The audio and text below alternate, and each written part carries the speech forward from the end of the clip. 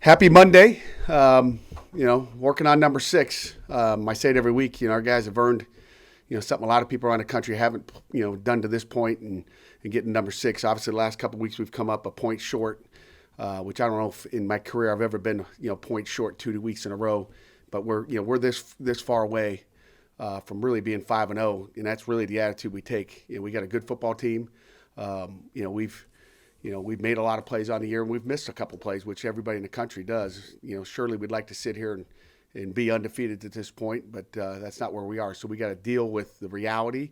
We're gonna have to fight through some adversity and just fight to come back. We got a great team this week in Miami, so another ranked team we get to go face and do it on the road. So got a lot of faith in our football team. I love this team, and like I said, when you watch the tape Saturday, probably more than the week before. I think I was more upset the week before against North Carolina State than I was. When you watch the tape, what pops out to me is attitude and effort. I mean, our kids got a great attitude. They never quit. We're down. It's back and forth. You're on the road.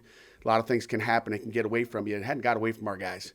Very easily after a 77-yard pass, after a 2-yard loss, where things could just unravel. But our guys don't unravel at all.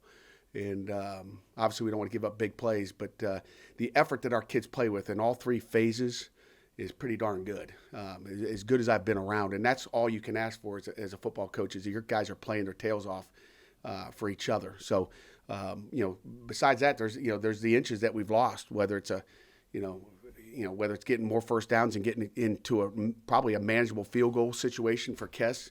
When you talk about missing field goals, I mean, a 55-yarder and a 49-yarder, I don't know what the average percentage on a 45-yard plus field goal around the country is, but, if you hit 1 out of 3 of those, which is what Kess did, you're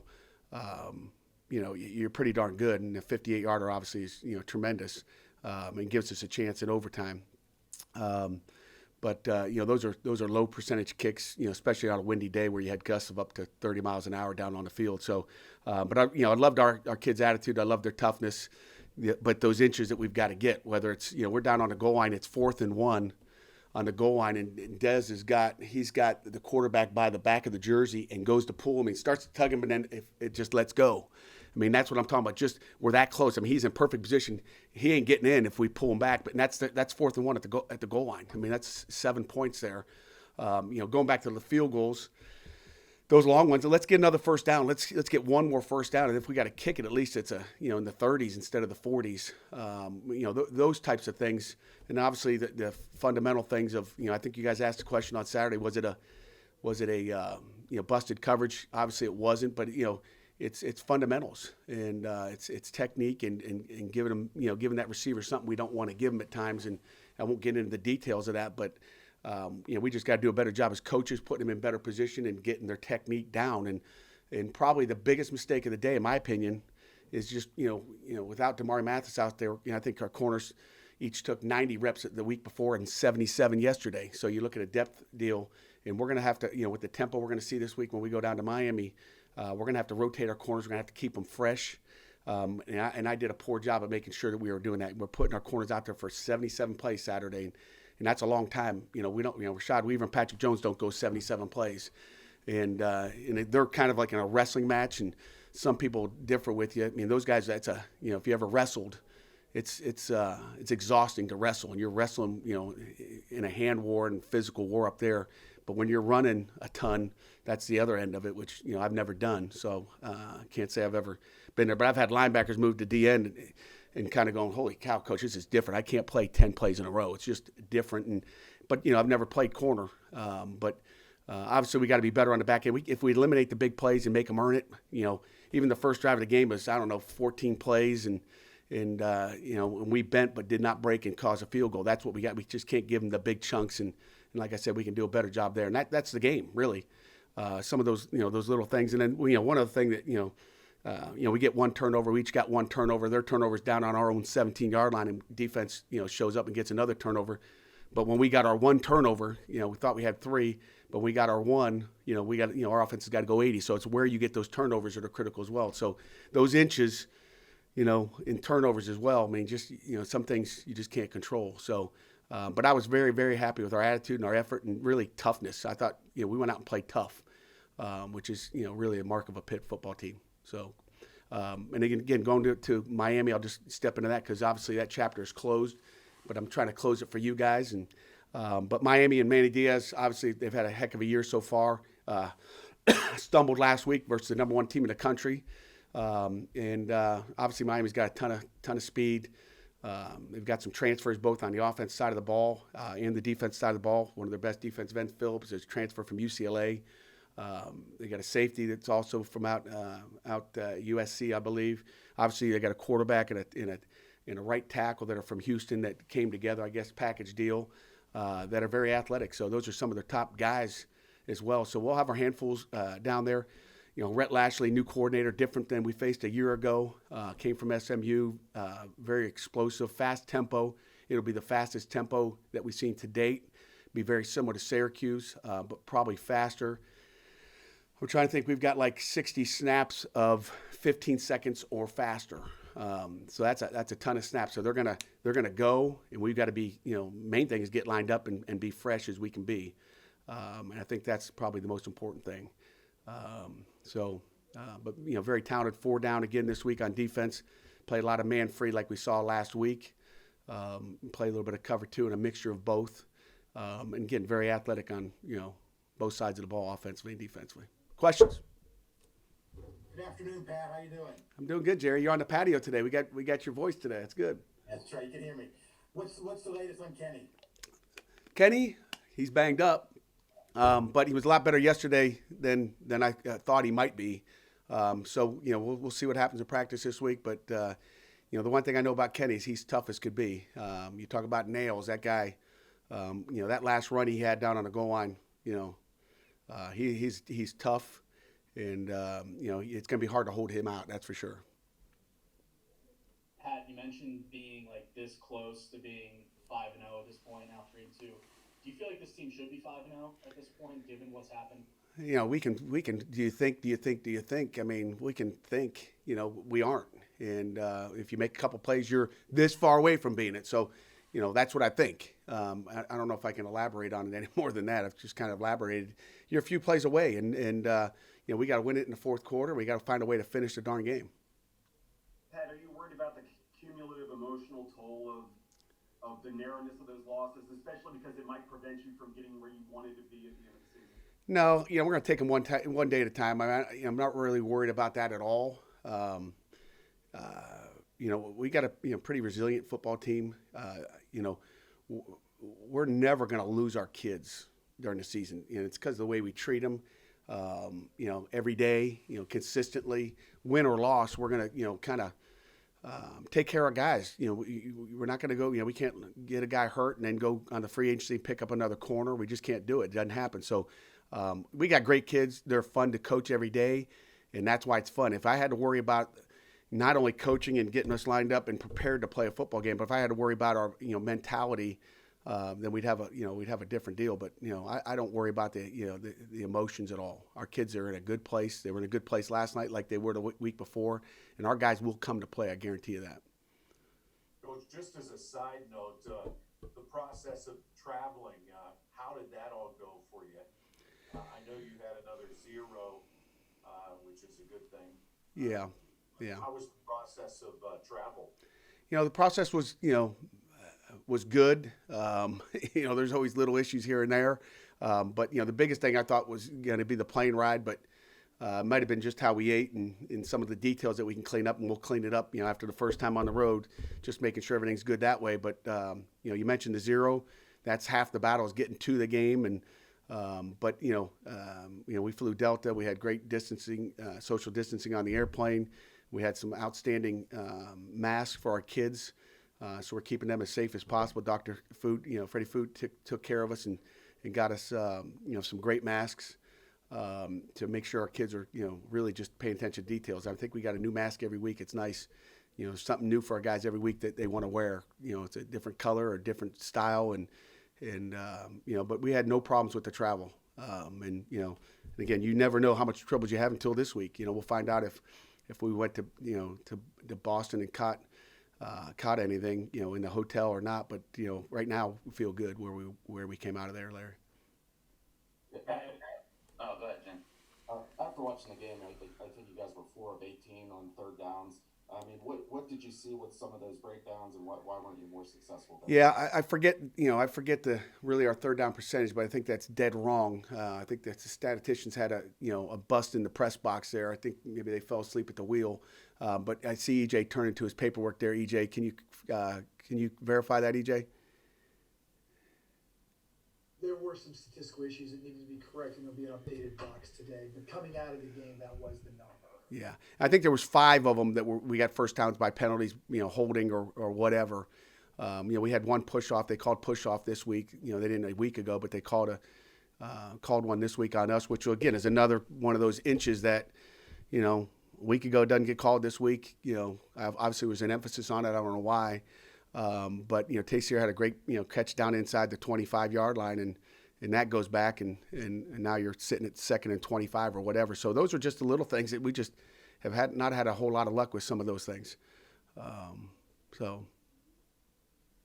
Pat, you guys have seen 2 really strong quarterback performances by your opponents 2 weeks in a row, and now you're about to face De'Aaron King. And you guys have only lost by 1 point the past 2 weeks. Do you think you often talk about tweaking your defensive game? Do you think it's still gonna be more of like a tweaking of your game to address this week? Or are there certain changes that you're saying, hey, if we do a structural change here or there, that might give you a better chance to win this game this time around? Yeah, I mean, we're going to tweak it, whatever we have to do in coverage. We're not going to put in a new front or a new coverage or a new blitz. I can tell you that. Defensively, we're not going to do it. If we did it, we'd be sitting here next, Monday, feeling worse than you feel today. But I think that's a recipe for disaster.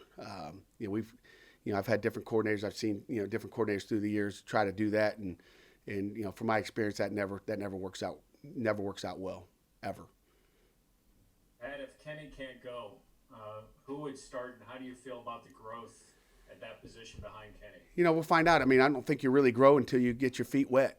And Davis has walked in and taken a couple snaps and been solid. He hadn't had a chance to get in a rhythm of a football game, and then last week, obviously.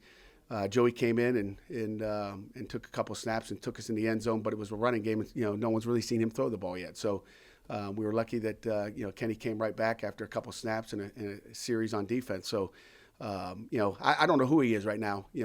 But every week we try to figure that out, and it depends on how good of a week every quarterback has, and whichever quarterback has the best week will be that first guy to come in. Pat, have you guys talked to Kenny about maybe trying to be a little more? Use a little more discretion in terms of running it and maybe just throwing it away and letting him fight another play, because he is taking a lot of hits. Yeah, I mean, Kenny's a tough guy. I mean, last week, some people thought when he got targeted that it was a head, but it was actually he had the wind knocked out of him. Just so we're all straight there. I don't know if I mentioned that to you last week. When he got banged up, it was on a quarterback scramble. There's nothing else you can do. I mean, you'd like him maybe to throw it away if he doesn't like what he sees, but I wish he'd just stay in the pocket and throw the ball, because he had a guy wide open even on that play over the middle. If you go back and look at the videotape, so it's just kind of hanging in there. And but Kenny likes to sometimes he's pulling it and on some of the run game and doing himself. But the one thing we're not a team that's having a bunch of quarterback runs where it's not a read. And we really, sometimes we're reading it, when we talk the zone read where he took it for 10 yards around the edge, on an inside zone, kind of a quarterback zone read. But it's really more of him like in a scramble. And if he feels like he doesn't see what he likes down there, that he's going to take off. And those are the ones it's hard to, tell a quarterback sit in the pocket and take a sack either. Because, you guys will be upset about that. So, obviously we want to be smart. You see him slide at times. You see him, which I think is a good changeup. Sometimes you slide, sometimes you don't. I think that takes a defense, kind of out of what they, even a week ago, he slid the first time. Then after that, every time he's going down, now he's going, head first, for, 2 more yards on a scramble. But, when you're a competitor and you're tough like him, he's going to compete. That's for sure. And, and you saw how he came back. I mean, he's tough, and I could tell Kenny to run out of bounds or, take a knee. He ain't taking a knee. That's not Kenny Pickett. He's Pitt tough. Yeah. You mentioned the tempo with Miami. Yeah. Offense, how they just run plays like crazy. Any similarities to UCF and kind of how fast they were? Yeah, that's a great comparison. Syracuse used to be a little bit faster, so I would have always said it was Syracuse. But if you had to compare it, I would say it's probably more comparison. What we're going to feel is the UCF game from a year ago. Yes, no doubt about it. And 2 years ago. That's probably the best comparison for sure. Pat, Kenny's completion percentage has gone down every week. I think, I could be wrong, but it seems like he's thrown into a lot of tight windows. Are you not enough separation with your wide receivers and DBs, opposing DBs? It depends on if they hold you or not. It depends on if you get held or not. I mean, there was one time. Jordan Addison was like this, and there's no call. A week ago, we got a call on that one. I always thought when your shirt did this, it was a hold. But we're not going to get separation if you get held, and obviously we can always get better releases. But give those guys credit too. They're good athletes too. Pat, did the way they moved Flowers around and particularly use him in those really tight splits seem to give you guys some trouble? Not really. Again, you talk about two big passes. We outrushed them, we outthrew them. We had more total offense than they had, but they had the two explosive plays that we didn't have. We had some explosive, but it comes down to two plays on defense. You stopped the run. They had 30 yards rushing. We counted it as 75. You guys look at the stats, whether it's a third down, 5 of 18 or 4 of 18. We gave them 75 yards rushing, which is still way below what we plan on doing because we kind of treat it like the NFL stats as we count those quarterback rushes, as passing yards. But it is what it is. We've done a good job. We got to eliminate the big plays, and that goes down to the focus for 60 minutes. It comes down to the details of your techniques and whatever your job is, and we can get better at that. And we're never going to be perfect. We're never going to be flawless.